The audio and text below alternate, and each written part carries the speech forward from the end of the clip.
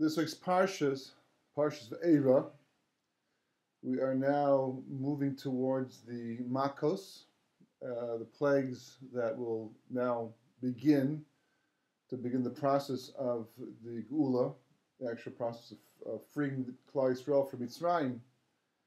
And we ended off last week's Parsha with Moshe Rabbeinu coming back to Kodesh Baruch Hu and complaining and saying, why did you send me? Why did you, send me down to Mitzrayim to free the Jewish people? Not only have you not freed the Jewish people, but in fact the slavery has gotten worse, and they're blaming me for the slavery now. And Hashem says to him, now you will see what redemption's all about. Now you will see how I'm going to redeem the Jewish people. And we've discussed before in the past, and as the many Meforshim explain, that had to get worse before it got better. Can't forget the fact that the Jewish people were supposed to have been in Mitzrayim for 400 years, and they left 190 years early because had HaKadosh Baruch Hu not begun with Makas Dam when he began, rather they had the 400 years, because it's important to remember, it's important to know and to remember, that the point of the Jewish people going down to Mitzrayim, as the Arizal pointed out, was not to go down to Mem Tashari Tum, which is what happened, to go down to the 40th level of spiritual impurity, which necessitated the Geula process. Otherwise, it would have happened automatically. Had the Jewish people done their job, they were supposed to go down to Mitzrayim and elevate the Mitzrayim and the world for that matter, because Mitzrayim represented the Sahara at that stage of history. Every generation is one specific nation or perhaps group of nations that represent the Sahara, the Achra in the world at that time. And if you conquer them, you conquer the Sahara completely. And Mitzrayim was that nation at that time of history. And if the Jewish people had successfully elevated the Mitzrayim to the level of Nun Shari Kedusha, the 50 levels of spiritual purity, of Kedusha, of holiness, so that would have memela automatically resulted in redemption. Because, as is pointed out, the gematria of Geula is equal to the gematria of Adam, which Aleph Dalet Mem is 45, Geula is 45, to say to us that the whole concept of Geula really is the process of a person becoming whole, becoming complete. There's two types of Geula, and in fact the second one is the one that we actually used, and as a result of that it was not a complete Geula, and we're still paying for it after all this time. When a person achieves shleimus, a person achieves personal completion, then that person automatically will achieve Geula. That's what the Torah is telling you. The gematria of Ish equal 45, and for Adam and for Geula, and a gematria Katan, it's the same as the word emes, truth as well, because the gematria of emes is 441. 4 plus 4 plus 1 equals 9. Likewise, by Adam, it's 1 plus 4 plus 40.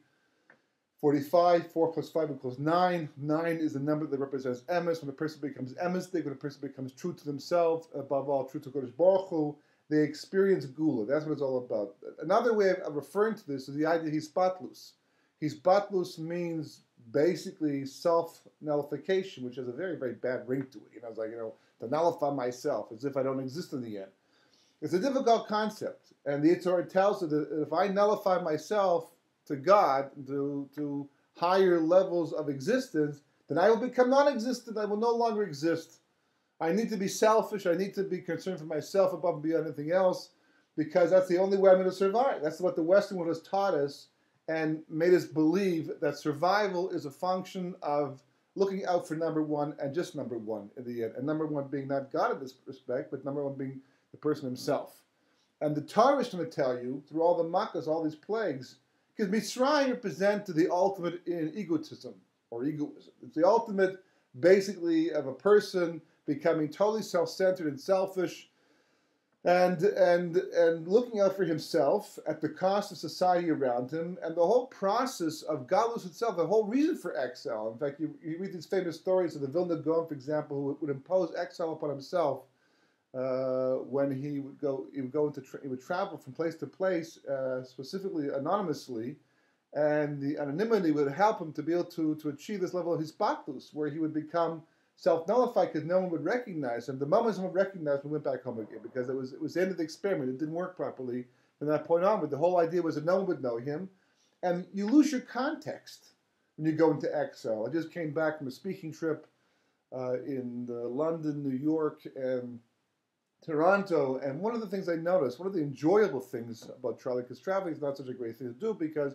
you're living in a suitcase, you lose your Seder Hayom and your Chavrusas and all those various different things, but there's one very, very positive aspect to traveling, and that is basically, even though people treat you nicely wherever you are, for the most part, you're like a nobody. You don't fit in. You have no context, no official context. You're a guest in other people's vicinity, other people's houses. And they make you feel at home, 100%, and you're grateful for that. But the bottom line is you're living out of a suitcase. It's not your bedroom. It's not your house. It's not your surroundings that you're used to. And being out of context, it creates a certain sense of hisbatlus, of self-nullification. And there's a very refreshing aspect to that. There's a certain freedom that's achieved by doing that. At first, I thought the freedom was because I'm no longer at home, and I don't have to clean for Shabbos, and I don't have to look after things around the house, and basically on my own doing my own thing. And there's certainly an asaspect of freedom to that. There's no question about that. But I realized after that really what it is, it's a sense of lack of context where you said a certain self-awareness that develops because you notice yourself more, not in terms of importance or not in terms of trying to be somebody, but because you're so different, you're so out of context that you feel, in a sense, you're on a smaller level. And it's not the same as being a king in your own house, so to speak. You feel more like a commoner than anything else in another kingdom. But this hisbatlus is refreshing because there's a certain amount of freedom that comes along with it.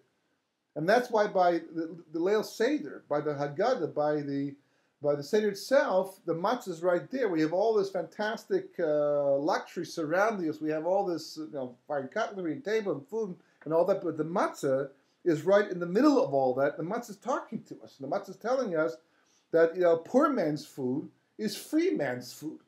Because the thing about an ani is he has no context. He has no attachment to the physical world. The only context he can have is God and Torah. That's a permanent context. It's the only context we're supposed to have in the end. It's the context of the world to come in this world. That's what people don't realize. They're being mostly nefesh. They're sacrificing themselves for Torah and mitzvahs because they figure, that's what I'm going to do for God to my son world to come. But it's more than that. By immersing yourself in Torah, by sacrificing yourself for Hashem and for Torah and for mitzvahs, you mevatel yourself. You have to. You cannot get close to God. And you cannot get close to Torah if you're not mevatel yourself. The more of your ego, the more selfish desire that you have, the more self-centered you are, the less Torah can enter you, the less Torah can become one with you, the less you can become one with Torah and one with Hashem. And you become separate, a whole different context. And you think you're free because you have all this materials and all this luxury and all this physical pleasure surrounding you, but you never quite feel it, like Esav himself. He never quite sensed it. He was never happy. Yaakov says, Yeshli Kol, he's got simcha.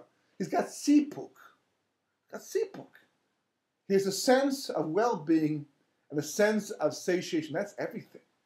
Happiness comes from a sense of satiation. And satiation does not mean having more than you can possibly enjoy, having more money than you can possibly spend. That can help. There's no question about that.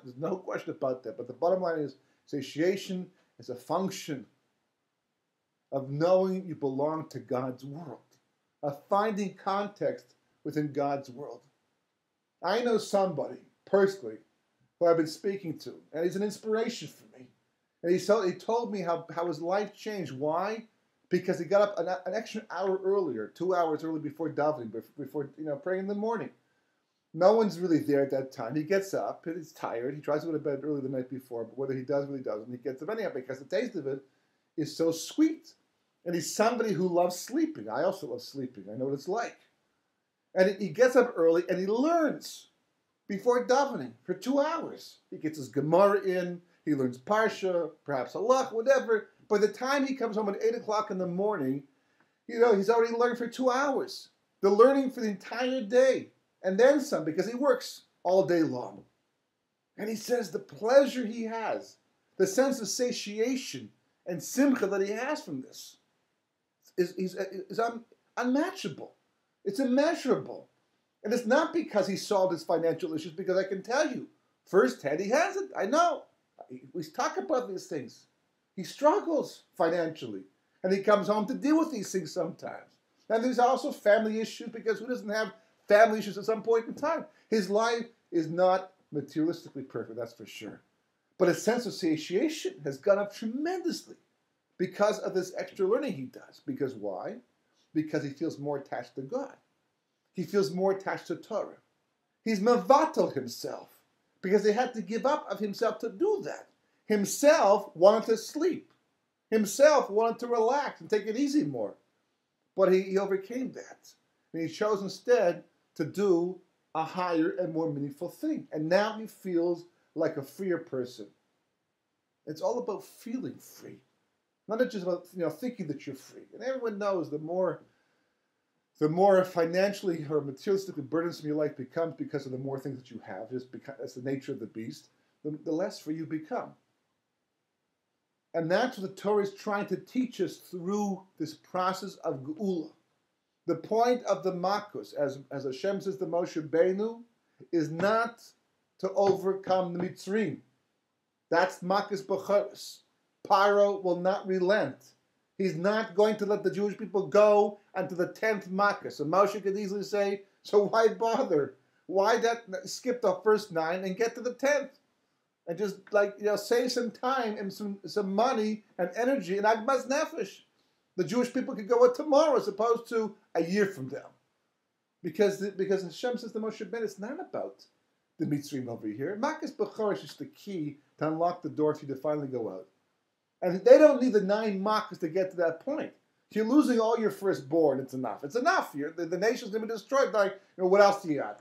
The Makos Dam, Makos Fardei, Kinim. You can say, what else do you have? That's not. And we're not impressed by things like that. But if you go to Makos B'choros, there's no Khartoum, there's no magicians, there's no way to pull this off through magic, black magic. So clearly it's enough. So then what were the other 9 Makos for? The other 8 Makos, because the 9th Makkah was to clean house, to get rid of those Jews who just didn't get the message, who remained enslaved.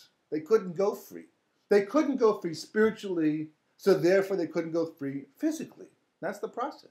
You have to be able to go through Geula on a spiritual, ruchnistic level first. That's why Geula equals Adam, because Adam is the shleimus of the person. The Aleph stands for the neshama. The Dam stands for the blood itself, which is why Makos Dam is the first Makkah, to restore the Aleph.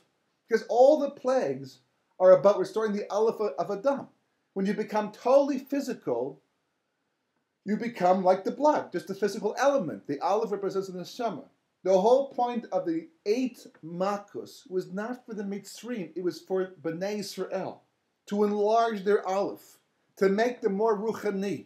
More ruchani means more hisbatlus, more self-nullification, more surrendering to the higher purpose of creation and the higher purpose of life. And the more a person is able to do that, the more a person is able to achieve that, the more the Aleph is enlarged. That's also the Aleph of the Yikra, we spoke about before, last year on Parashat VaAira. The more it's enlarged, the more a person becomes an Adam. Memela, automatically, they equal Geula. They're able to get to the point where they're actually living in redemption.